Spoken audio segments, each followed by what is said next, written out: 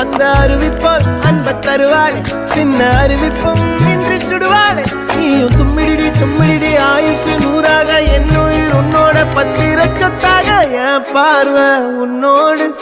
உன் பொம்மை கண்ணோடு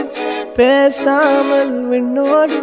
நாம் மிதந்து போவோம் காதாரா